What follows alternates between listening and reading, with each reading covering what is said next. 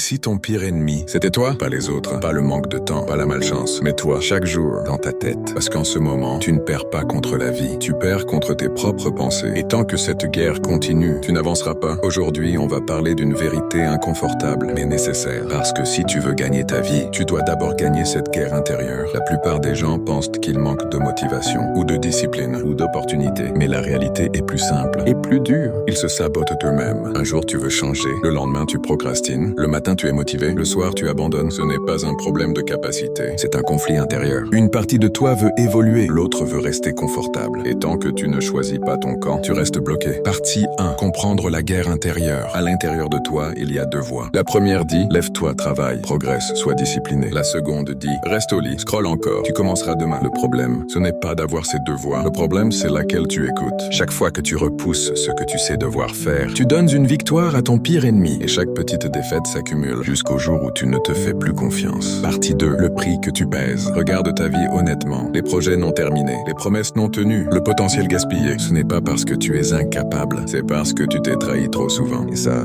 détruit l'estime de soi. Tu ne te respectes plus. Tu doutes de toi, tu te compares. Et le pire, c'est que tu sais que tu pourrais faire mieux. Cette douleur que tu ressens parfois, ce n'est pas de la fatigue, c'est du regret en avance. Partie 3. Choisir ton camp. La guerre contre toi-même ne se gagne pas avec de la motivation. La motivation est instable. La discipline est une décision. Chaque jour, tu dois choisir confort ou progrès. Personne ne viendra te sauver. Personne ne fera le travail à ta place.